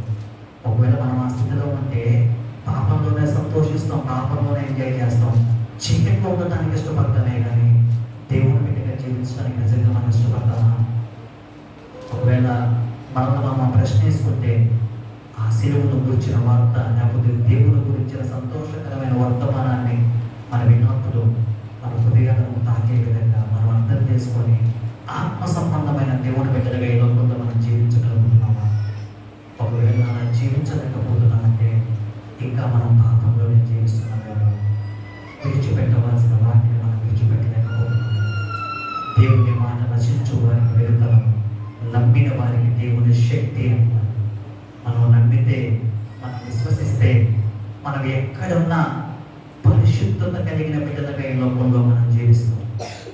ఒకవేళ మనం నమ్మకుండా నామకార్థపు క్రైస్తవ జీవితాన్ని జీవిస్తే మనం ఎక్కడికి వెళ్ళినా పాపంలోనే జీవిస్తాం, మనం ఎక్కడికి వెళ్ళినా లోకంలోనే జీవిస్తాం, వాటన్నిటిలో మనం సంతోషిస్తూ ఉంటాం. అలా జీవించకుండా ఉండాలి అన్నది దేవుని యొక్క ముఖ్య ఉద్దేశం. ప్రార్థన చేసుకుందాం, ప్రార్థన చేసుకుందాం. మోకరించగలిగిన వనస్తులు మోకరిద్దాం. మోకరించలేని వాళ్ళు అలాగే కూర్చున్నాం. మహాపరిషుద్ధుడు ప్రేమలో తండ్రి, ఈ ఘనమైన ఉన్నతమైన శ్రేష్టమైన నామపడికి వందనాలు ప్రభా. ఇప్పటి వరకు కొద్ది నిమిషాలు నాతో మా అందరితో మీరు మాట్లాడిన విధానాన్ని బట్టి మీకు వందనాలు ప్రభా. అయా సహాయాన్ని దయచూపించండి. జీవం కలిగిన దేవ, పరిశుద్ధాత్మ తండ్రి, సిలువను గురించిన వార్త ప్రభా అది మా బ్రతుకులను మారుస్తుంది ప్రభా. అది మా ఆలోచన విధానాన్ని మారుస్తుంది. ఒకవేళ మేము ఆ స్థితిలో ఉండలేకపోతున్నామంటే ఎక్కడైనా మేము పాపం చేస్తున్నామేమో, విడిచిపెట్టవలసిన దాన్ని మేము విడిచిపెట్టలేకపోతున్నామేమో. అయ్యా క్షమించండి. నీ బిడ్డలుగా ఈ లోకంలో మేము జీవించడానికి సహాయం చూపించండి ప్రభా. వెలుగు కొంతకాలమే మీ మధ్య ఉంటుంది అంటున్నాం కదా ప్రభా. మిమ్మల్ని చీకటి కమ్ముకోకముందే మీకు వెలుగులో ఉంది అంటున్నాం ప్రభా. అవును ప్రభా. ప్రభా మేము ఈ లోకంలో నామకార్థంగా జీవిస్తున్నామేమో, ఆ వెలుగున్నప్పుడే ప్రభా మేము బ్రతికినంత కాలమే ప్రభా నీ గురించి తెలుసుకొని మీ సాక్షులుగా, మీ బిడ్డలుగా అనేక మంది జీవితాలకు మాదిరికరంగా ప్రభా ఈ లోకంలో మేము జీవించడానికి నీ కృప కనికరాన్ని మాకు తోడుగా ఉంచమని ప్రభా అనేకమైన విషయాల్లో మేము చూస్తూ మీ సాక్షులుగా నిలవబడటానికి సహాయాన్ని దయచేయించమనుకుంటున్నాను ప్రభా. నన్ను బలపరచండి, మమ్మల్ని బలపరచమనుకుంటున్నాను ప్రభా. ఇంకా సరి చేసుకోవాల్సిన మా జీవితాల్లో అనేకమైనవి నాయన ప్లీజ్ ప్రభా సరి చేసుకొని ఆత్మీయంగా నీలో బలం పొందుకుని కృప కనికరాన్ని ప్రభా నాకు మా అందరికీ మీరు తోడుగా ఉంచమని, ఈ చిత్తమైతే నీ రాకదాదేశమైతే మరొకసారి ప్రభా ఇలా సంఘంతో కూడుకునే భాగ్యాన్ని ధన్యతను నాకును మాకును తోడుగా ఉంచమని నజరేయుడైన యేసుక్రీస్తు శ్రేష్టమైన నామములో మిక్కిలి బ్రతిమారి అతి వినయంగా అడిగి వేడుకుంటున్నాము తండ్రి. ఆమేన్.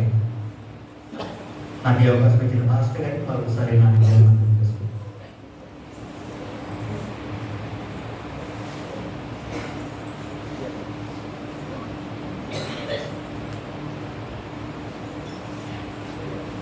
దేవుని సంఘమా వింటారా?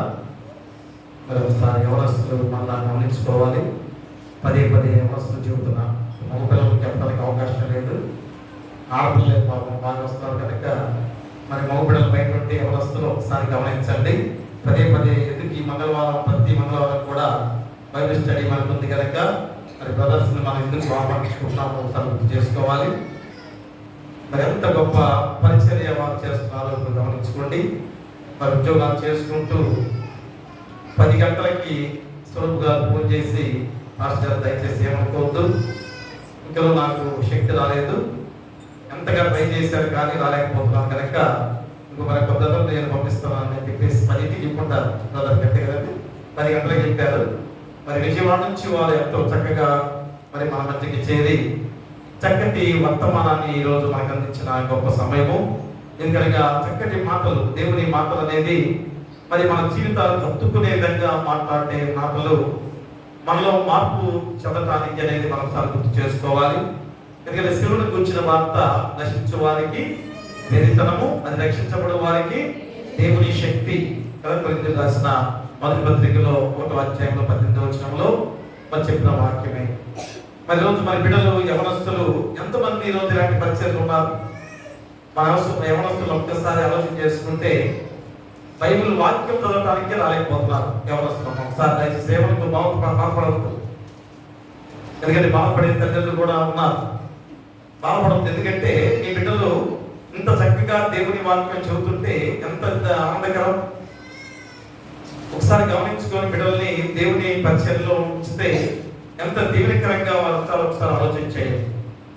అందుకే ఈరోజు శిలువను గురించిన వార్త మరి విజయవాడ నుంచి ఇంత ప్రయాసంతో మన మధ్యకు వచ్చి మరి ఇంత గొప్ప వాక్యాన్ని మనం గుర్తు చేసినప్పుడు మనందరం కూడా వెలుగు సంబంధం వల్లే వెలుగుండగానే నడవాల్సిన బాధ్యత. ఇంత గొప్ప ఆధిక్యత, ఇంత గొప్ప సమయం ఎవరికి వస్తుంది, ఎప్పుడు వస్తుంది? కాబట్టి యవనస్తులందరం కూడా ఈ రీతిగా ప్రతి మంగళవారం బైబిల్ స్టడీ ఉంది.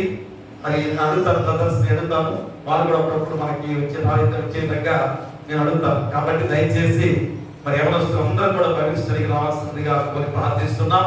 ముఖ్యంగా బాయ్స్ రావాలి, గర్ల్స్ బాగా వస్తున్నారు. మా బాయ్స్ కూడా చాలా మంది ఎవరు రావట్లేదు, 2 బిడ్డలు మా అయితే 4 వస్తున్నారులే. మరి కాబట్టి ఖచ్చితంగా మీ బిడ్డల్ని పంపించాల్సిన బాధ్యత కూడా ఉంది. కాబట్టి ఈరోజు ఈ 3 అంశాల ద్వారా చక్కటి మాటలు మనకు గుర్తు చేసి మరి మనందరం కూడా మరి ఏ రీతిగా జీవించాలో, చివరికి ఆ విశ్వాస సముద్రుల వలె, ఆ విశ్వాసముగా వెలుగు సముద్రుల వలె నడవాల్సిన బాధ్యతను గుర్తు చేస్తూ మరి చక్కటి వాక్యాన్ని అందించిన బ్రదర్ దత్తగిరి గారికి మరొకసారి మా కుటుంబం తరపున, సంఘం తరపున నిన్ను వందనాలు తెలియజేసుకుంటూ మరి మన జీవితాలు కూడా శిలువను గురించిన వార్తను చాటి చెప్పే వారిగా ఉండి ఆ విశ్వాస వెలుగులోనే నడిచే వారిగా ఉండాలని కోరుతూ మీకును మీ కుటుంబాలకు సదాకాలం దేవుడు తోడైనను కాక. ఆమేన్. దహన బలి నీకు నా ఇష్టము, మరియు దైవ పాలనలో విరిగినయా మాయే. యెహోవా దేవా విరిగి నలిగిన యెట్టి హృదయాలక్ష్యము చేయవు. ఇక కటాక్షముతో సియోనుకు నిపుడే నన్ను తోడను మేలు చేయును. ప్రకటము నాను యెరూషలేమునకు, ప్రాకారములను కట్టింపుము. అంతటా నీతియుక్తములు బలులు యాగములు సర్వంగా హోమము. ఎంతో ఇష్టంతో బలిపీఠము మీద ఎన్నో కోడెల జనులర్పింతురు. దయచేసి గమనించండి, గురువారం మ్యాండే థర్స్డేగా మరి చివరి ప్రభురాత్రి భోజన సంస్కారం యేసుక్రీస్తు వారు ఆ మేడగదిపై ఇచ్చిన గొప్ప విధానంలో మనము కూడా నియమ గురువారముగా ప్రభురాత్రి భోజన సంస్కారంలో పాల్గొనబోతున్నాం. అందరూ కూడా గమనించుకొని గురువారం సాయంత్రం మరి 9 గంటలకు ఆరాధన వెంటనే మా దయచేసి కూర్చోండి. నిన్న కూడా మర్చిపోయాం, ఒకసారి కూర్చోండి దయచేసి. రమ్మనైతే సాక్ష్యం చెప్పాలనుకున్నారు, దగ్గర చివరిలో మరి సాక్ష్యం నిన్నే చెప్పాలనుకున్నారు, దయచేసి ఒకసారి సాక్ష్యం ఇద్దాం. హలో, అందరికి వందనాలండి. నాకు సాక్ష్యం ఏంటంటే కొబ్బరికి పోయేస్తున్నానండి. కొబ్బరికి పోయేటప్పటికి నాకు పిల్లాడు వేసుకొని పై చేసుకొని పోతాను. పోయేటప్పుడు బాగానే పోయి వచ్చేటప్పటికి బండి గేల బయట పడ్డాకైతే నడుము కొంచెం దెబ్బే తగలేదు, గాడి ఏం పడలేదు, ఒకరు వచ్చుకోండి. సెలవు చెప్పినా ఉంది అందరికీ సాక్ష్యం చెప్పాను అనుకున్నాను. ఈ సాక్ష్యం దేవుడు దీవించుగా.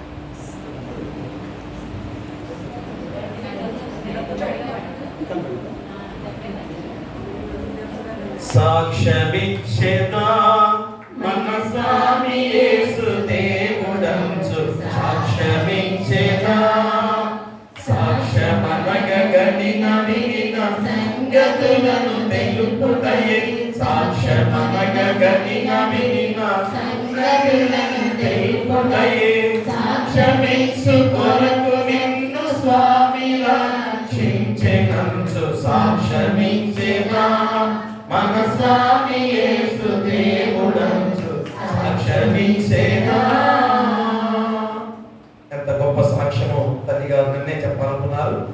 ఎందుకంటే దేవుడు చేసిన మేళ్ళు మరి దేవుని సన్నిధిలో ఒప్పుకునే గొప్ప విధానంలో మరి ఆ బండి బైక్ మీద నుంచి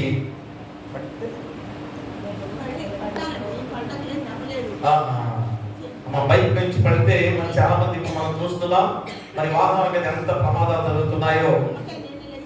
మరి రోజు తల్లి గారి గొప్ప సాక్ష్యం అది.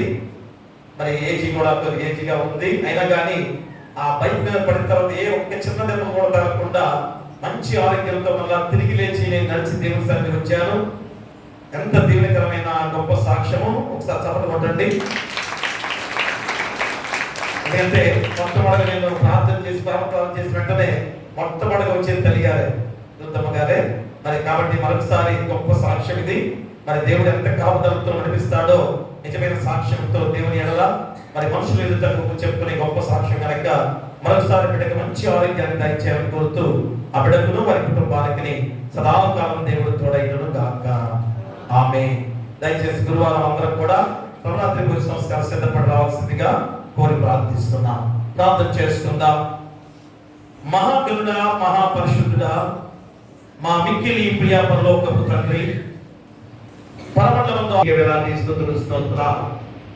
అయా సిలువను గురించిన వార్త మేము ఏ విధంగా తెలుసుకుని ఆయా వార్త ద్వారా మేము కూడా ఇతరులకు చాటి చెప్పే వారిగా ఉండాల్సిన బాధ్యతను కూడా ఈరోజు మాకు గుర్తు చేస్తున్నారు.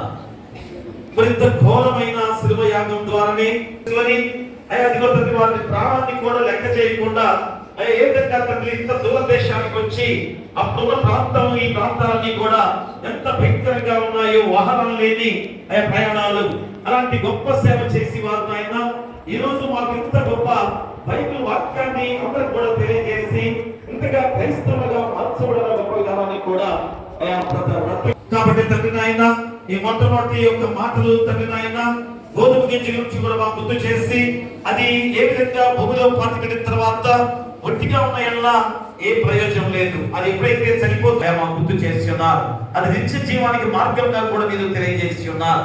కాబట్టి తండ్రి పరికరమైన మా ప్రాణాన్ని గురించి మేము లెక్క చేస్తున్నాం.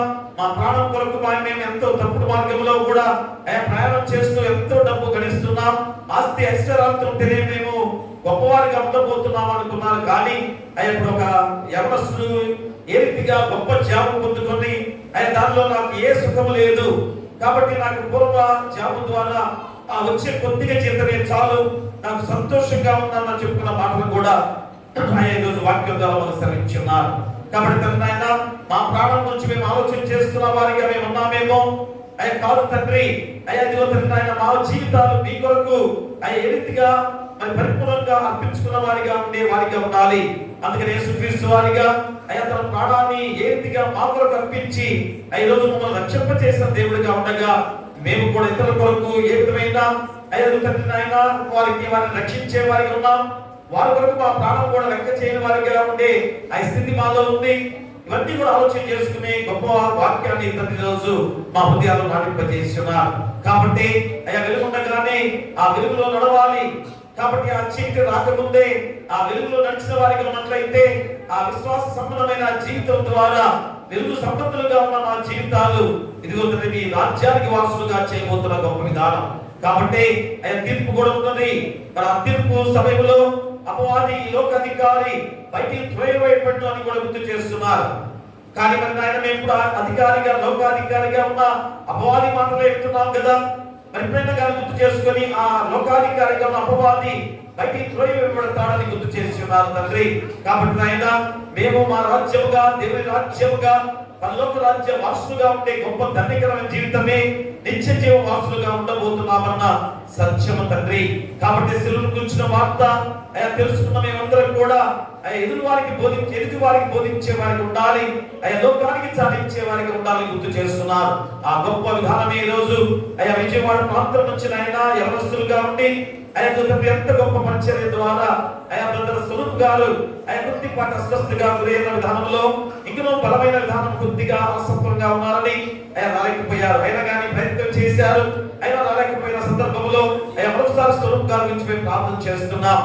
ఎంత గొప్ప పరిచర్య స్వరూప్ గారు తన జీవితాన్ని ఆయన ఎంతగా దేవునికి అర్పించుకున్న బిడ్డలు గారు భార్య భర్తలిద్దరు కూడా కాబట్టి ఎంతో గొప్ప పరిచర్య వారు ముందుకు సాగి ఎన్నో సంఘాల్లో బైబిల్ స్టడీ ద్వారా యవనస్తులను బలపరుస్తున్నాయని నడుస్తున్నారు.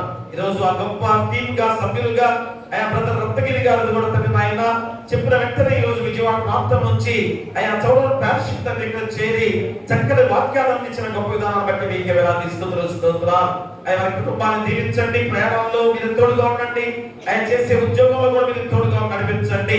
రత్నగిరి గారి బ్రదర్తో వచ్చిన మరొక బ్రదర్ పట్టి కూడా మేము ప్రార్థన చేస్తున్నాం. బ్రదర్ కూడా దీవించి రాకపోకలు మీరు తోడుగా ఉండండి, వారి కుటుంబాన్ని కూడా దీవించి బలపరచమని మేము ప్రార్థన చేస్తున్నాం. ఈ గొప్ప సమయంలో ఉత్తర చదివిన బిడ్డలు బట్టి ప్రార్థన చేస్తున్నాం. దీవించి బలపరచండి, వాక్యాన్ని చదివిన బిడ్డలు కూడా బ్రదర్ చిరంజీవిని రాజును బట్టి కూడా ప్రార్థన చేస్తున్నాం. బిడ్డలు కూడా దీవించి బలపరచండి. అలాగే ఆయన ప్రార్థన చేసిన ఆయన జ్యోతి గారిని ప్రార్థన చేస్తున్నాం. అలాగే సమర్థిని కూడా బట్టి ప్రార్థన చేస్తున్నాం. వీళ్ళందరూ దీవించి ఆయన ఆశ్రయించిన విధానంలో ఈ 40 రోజుల శిరోత్సవ ధ్యానాలలో అదేవిధంగా పరిశుద్ధ వారంలో 2వ రోజులో ఈ వాక్యం చదివే గొప్ప ధన్యత, ప్రార్థన చేసే ధన్యత వారికి ఇచ్చారంటే, ధ్యానం చేసే ధన్యత వారికి ఇచ్చారంటే ఎంత దీవెనకరము. కాబట్టి ప్రతి బిడ్డను కూడా దీవించి బలపరచండి. దేవుల్లో ఈ రీతిగా మేము కొనసాగాలి. అదే నాయన మాకు ఈ 40 రోజుల ఈ శిరోత్సవ ధ్యానాల్లో మాకు తెలియజేసిన గొప్ప విధానం. కాబట్టి ప్రతి వారిని కూడా దీవించి బలపరిచి ఈ రీతిగా ప్రతి రోజు కూడా ఇంకా కొద్ది రోజులే ఆ కొద్ది రోజుల్లో మా జీవితాలు మార్చుకొని పునరుత్థాన పండుగ రోజు ప్రతి ఒక్కరు గొప్ప సాక్ష్యంతో ఉండాల్సిన బాధ్యతను కూడా గుర్తు చేస్తున్నారు. కానీ పునరుత్థాన పండుగ ఈస్టర్ పండుగను చాలా మంది నిర్లక్ష్యం చేస్తున్నారు. తండ్రి ఈ 40 రోజులు బాగా వస్తున్నారు, కానీ ఈస్టర్ ఆయన ఎవరికి కూడా ఆ రోజు దేవుని సన్నిధికి కూడా రాలేకపోయే వారు చాలా మంది ఉంటున్నారు. ఎందుకంటే 40 రోజులు ఆహారం సరిగ్గా మేము వండుకొని జరుగుతున్నారేమో, కానీ ఆ రోజు పండుగ అనే వాదన విధానంలో దేవుని సన్నిధి కూడా రాకుండా ఉన్నవారుగా ఉంటున్నారు. తండ్రి మా సంఘంలో అదొక్కటి కొత్తగా ఉంది. ఈ 40 రోజులు బిడ్డలు ఎంత గొప్ప భక్తి శ్రద్ధలతో వస్తున్నారు, కానీ పునరుత్థాన పండుగ అసలైన పండుగ క్రిస్మస్ పండుగ కన్నా గొప్ప పండుగ అదే పండుగ. కానీ మా బిడ్డలు ఆ పండుగలకు రాలేకపోతున్నారు. వేరే వేరే విధానంతో జీవిస్తున్న వారిగా ఉన్నారేమో తండ్రి. కాబట్టి నాకు ఈ సంవత్సరమైన పునరుత్థాన పండుగ రోజు సంఘంలో ఉన్న ప్రతి కుటుంబంలో ప్రతి బిడ్డ కూడా యవనస్తులు కూడా నవి వయస్కులు కూడా పెద్దవారు కూడా అందరూ ఆ పునరుత్థాన పండుగ రోజు దేవుని ఆలయంలో ఉండాలి. సాక్ష్యం వారు చెప్పుకోవాలి. ఈ 40 రోజుల ద్వారా మా జీవితాలు మార్చబడ్డాయనే సాక్ష్యం వాళ్ళలో కలగాలి తండ్రి. ఆ గొప్ప పండుగ మా జీవితాన్ని మార్చిన పండుగ, పునరుత్థాన బలాన్ని ఇచ్చిన పండుగ, నూతన జీవితాన్ని ఇచ్చిన పండుగ అనేది మర్చిపోతూ ఉన్నారు. కాబట్టి నాయన ప్రతి ఒక్కరిని కూడా ఆ రీతిగా నడిపించే బాధ్యత దయచేయమని ప్రార్థన చేస్తున్నాం. ఉన్న వాక్యాన్ని ఫలింపు చేయండి. ఆ వాక్యాన్ని వెలుగుగా చేసుకున్న వెలుగు గృహాల్లో ఆపాదించుకునే బాధ్యత పిల్లలు దయచేయండి. వచ్చిన వాళ్ళు, రాని వాళ్ళు, తాపి ఉన్నవారు, నడివెలిసి ఉన్నవారు, ఎవరి ప్రదర్శన ఉన్నవారు, చిన్నపిల్లలు, కుష్ఠరోగులు, అనాథలు, అభాగ్యులు గర్భిణీ శిశువు కోసం దయచేయండి. బాధితులు తన బిడ్డలకు క్షేమంగా ఉంచండి. పిల్లలు లేని వారి బిడ్డలకు దయచేయండి. వివాహాలు కాని వారికి వివాహాలు చేయండి. గృహాలు లేని వారికి గృహాలు ఇవ్వండి. ఆర్థికంగా ఇబ్బంది పడుతున్న వారికి ఆర్థికంగా సహాయం చేయండి. ఉద్యోగాలు దయచేయండి. విధవల పక్కన వ్యాఖ్యం చేస్తూ నీ కృపా కరుణా కటాక్షల చేత ఆర్థికంగా వారికి సాయం చేసి బలపరచమని వేడుకలు ప్రార్థన చేస్తున్నాం. అలాగే అనారోగ్యంతో బాధపడుతూ సంఘంలో గాని, గ్రామంలో గాని, హాస్పిటల్లో గాని ఎవరైతే ఉన్నారో యేసు నామములో గద్దించి మీ హస్తాలతో తాకి ముట్టి స్వస్థపరచండి. కష్టమైన పనులు చేసుకునేవారు కష్టాల దగ్గరతో నడిపించండి. అలాగే ఉద్యోగస్తులు రాకపోకలు మీరు తోడుగా నడిపించండి. ప్రమోషన్తో నడిపించండి. అలాగే ఉద్యోగస్తులుగా చదువుకునే వారిగా ఇతర దేశాల్లో, ఇతర రాష్ట్రాల్లో ఉన్న మా బిడ్డలందరూ కూడా ధైర్యపరిచి చక్కగా ఉద్యోగాల్లో అదే చదువుల్లో కూడా మీరు తోడుగా ఉండి వారి గృహాల చుట్టూ వాసన చుట్టూ కూడా మీ దేవదూతలను ఖచ్చితంగా ఉంచమని మీకు ప్రార్థన చేస్తున్నాం. అలాగే వ్యవసాయదారులను, వ్యాపారస్తులను దీవించండి. అయా వారి యొక్క జీవన విధానాలలో ఇంకా లాభదాయకంగా నడిపించే బాధ్యత వారికి దయచేయండి. అలాగే పాడి పశువుల పక్షాదులను దీవించండి. అయా పశువుల కాపరులు, గొర్రె కాపరులు దీవించి బలపరచండి. మరి ఇతరులైనా మరి సమయంలో మించి ఆటలో పనులు చేసేవారు కానీ మించి తొడియాలు తీస్తూ జీవన విధానాన్ని ముందుకు నడిపించుకున్న ప్రతి బిడ్డలను దీవించండి. ఎందుకంటే ఈ ఎండల కాలంలో వారు చేసే జీవన విధానము తండ్రి కాబట్టి ఎలాంటి శోధన రానియకుండా మంచి ఆరోగ్యకరంగా ఆ జీవన విధానాన్ని నడిపించుకునే బాధ్యత బిడ్డలకు దయచేయండి. నేను చదువుకునే బిడ్డల విషయంలో కూడా ఇంటర్మీడియట్ ఎగ్జామ్స్ పూర్తయ్యాయి. 10th క్లాస్ ఎగ్జామ్స్ కూడా కొద్ది ఎగ్జామ్స్ ఉండగా మంచి మార్కులతో విజయం సాధించుకునే బాధ్యత బిడ్డలకు దయచేయండి. రాకపోకలు మీరు తోడుగా ఉన్న 10th క్లాస్ విద్యార్థుల విషయాలలో ఎడదెబ్బ తగ్గకుండా చక్కటి ప్రశ్నలకు ప్రతి ప్రశ్నకు జవాబు రాసుకొని విజయంతో ప్రమోషన్లు పై తరగతులకు వెళ్ళే బాధ్యత వారికి దయచేయండి. చిన్న బిడ్డలకు కూడా ఎగ్జామ్స్ జరుగుతున్నాయి. ఇంకొన్న వేరే ఎగ్జామ్స్ కూడా జరగబోతుండగా మీరే తోడుగా ఉండి విజయంతో మంచి మార్కులతో పై తరగతులకు కానీ ఉద్యోగాలకు స్థిరపడే బాధ్యత బిడ్డలకు దయచేయండి. ఇంకొన్న నూతన దేవాలయ నిర్మాణ విషయంలో కూడా అంతకన్నా గొప్ప దేవాలయం కట్టే బాధ్యతలో ప్రతి ఒక్కరిని ఐకమత్యంతో ముందుకు సాగే బాధ్యత దయచేయమని ప్రార్థన చేస్తున్నాం. అలాగే నాయన పాస్టర్ గారుగా ఆదామయ్య బట్టి వారి యొక్క కుటుంబాన్ని బట్టి పాస్టర్ గారు బట్టి బట్టి ప్రార్థన చేస్తున్నాం. దీవించి బలపరచండి. సేవలో భక్తులు వ్యక్తులు నడుస్తున్న ప్రయాణంలో మంచి ఆరోగ్యంతో నడిపించమని మేము ప్రార్థన చేస్తున్నాం. అలాగే మా కుటుంబాన్ని మా పరిచయాన్ని కూడా దీవించండి. ఎందుకంటే ఇంత ఆత్మీయమైన సంఘముగా మమ్మల్ని ప్రేమించే సంఘముగా ఉండగా ఎంత దీవెకరం తండ్రి నాయన. మరి కాబట్టి నాయన మరొకసారి ఆ పరిచయంలో ఏ విధంగా శోధన రానియకుండా మీరే తోడుగా నడిపించి పాస్టర్ గారి మంచి ఆరోగ్యాన్ని మా బిడ్డ విషయంలో కూడా మంచి ఉద్యోగ స్థిరపడే బాధ్యత దయచేయమని ప్రార్థన చేస్తూ మరి గొప్ప సమయంలో ఆ సంఘాన్ని డివిజన్ గారిని, సంఘ పెద్దలను, కుల పెద్దలను, పిసిసి వారిని, సలవారిని కూడా దీవించి సంఘాన్ని ఐకమత్యంలో అభివృద్ధిలో నడిపించే బాధ్యతగా మీ పరిశుద్ధాత్మ శక్తిని వారిపై కుమ్మరించండి. మరి నాయన మా సంఘంలో ఎలాంటి శోధన రానియకుండా అందరి కుటుంబాల్లో సంతోషాన్ని, ఆనందాన్ని, అద్భుతమైన కార్యాలతో కుటుంబాల్లో వెలుగుతో నడిపించే బాధ్యత దయచేయమని చిన్న ప్రతి బిడ్డలు పేరు పేరు దీవించి దీక్ష తీసుకున్న బిడ్డలు ఈ 40 రోజులు కాదు తండ్రి తర్వాత అన్ని రోజులు కూడా అలాంటి గొప్ప భక్తి శ్రద్ధలతో నడవాలి. సంఘంలో పరిచర్య చేయాలి అని గొప్ప విధానం తండ్రి నాయన. కాబట్టి దీక్ష తీసుకున్న మా ప్రతి బిడ్డ కూడా ఆ రీతిగా ముందుకు సాగితే ఎంత ధన్యత. ఎందుకంటే ఇంతవరకు కూడా 40 రోజుల ప్రయాణంలో కుటుంబాలు ఎంతగా సంతోషిస్తున్నాయి, పిల్లలంతా కూడా అంతపడుతున్నారు. కాబట్టి ప్రతి బిడ్డను పేరు పేరును దీవించి ఈ 40 రోజులు కాదు తండ్రి తర్వాత అన్ని రోజులు కూడా అలాంటి పరిశుద్ధమైన జీవితంతో నడవాల్సిన బాధ్యతగా మీ పరిశుద్ధాత్మ శక్తిని వారిపై కుమ్మరించండి. సాక్ష్యం చెప్పిన బిడ్డను రుద్రముగా దీవించి తండ్రి ఎంత గొప్ప సాక్ష్యము, నా దేవుడు నన్ను కాపాడాడు, బైక్ నుంచి పడితే చిన్న దెబ్బ తగలకుండా ఎంతగానో రక్షించాడని చెప్పిన గొప్ప సాక్ష్యం తండ్రి. బిడ్డకి మంచి ఆరోగ్యాన్ని ఇవ్వండి. భర్తగారునైనా కృపయ్య గారు సకటగా కుటుంబాన్ని దీవించి బలపరచమని మీకు ప్రార్థన చేస్తూ ఈ గొప్ప సమయంలో మీ పరిశుద్ధాత్మ శక్తిని మరొకసారి మా సంఘంపై, మాకు ఆ యొక్క గ్రామంపై కూడా కుమ్మరించమని, ప్రతి వారి గృహాల చుట్టూ బిడ్డల చుట్టూ కూడా మీ దేవదూతలు గచ్చగా ఉంచమని నీ కుమారుడు మా ప్రభువైన యేసుక్రీస్తు ద్వారా వేడుకొంచున్నాము తండ్రి. ఆమేన్. పరలోకమందున మా తండ్రి, నీ నామం పరిశుద్ధపరచబడును గాక, నీ రాజ్యం వచ్చును గాక, నీ చిత్తం పరలోకమందు నెరవేర్చును భూమి మీద నెరవేరును గాక. మా దినాహారం నేడు మాకు దయచేయము. మా అపరాధము చేసిన వారిని మేము క్షమించున్న ప్రకారం మా అపరాధములను క్షమించుము. శోధనను దుష్టులను తప్పించుము. రాజ్యమును, శక్తియు, మహిమయు నిరంతరము నీవై ఉన్నవి. ఆమేన్.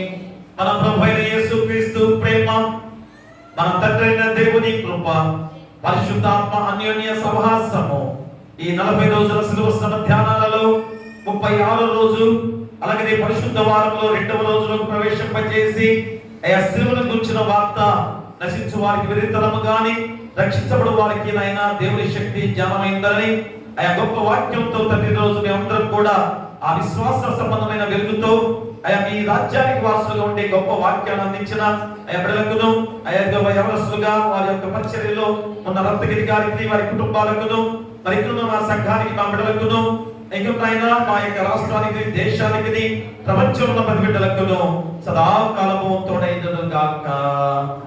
ఆమేన్. కటకట పాప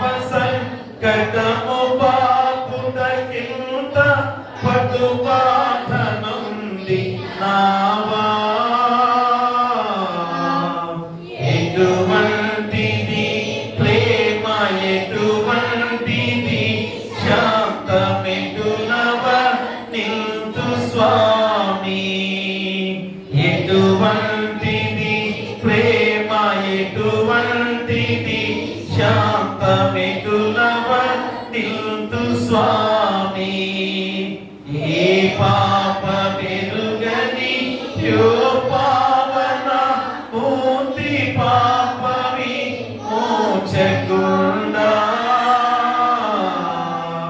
నా పాలి దైవమా నా పాపములకొర ఈ పాటు నొందినామా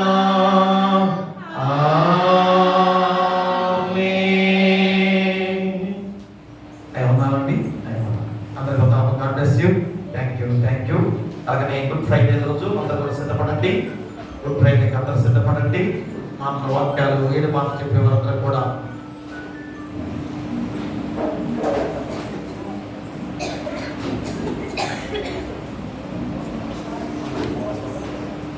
దయచేసి శుక్రవారము 3 గంటలకి మన ధ్యానం అయిపోతుంది. మరి ఎంతో ఆ శిలువ త్యాగంతో రక్షించిన యేసుక్రీస్తు వారు మరి మనకి రక్షణ భాగ్యాన్ని అందించిన 7 మాటల్ని మనం తలపోసుకొని 3 గంటల వరకు కూడా ధ్యానం అయిపోయిన వెంటనే మరి ప్రేమ విద్యను ఏర్పాటు చేసి ఉన్నారు. మరి వాసిపండ్ల కుటుంబాలు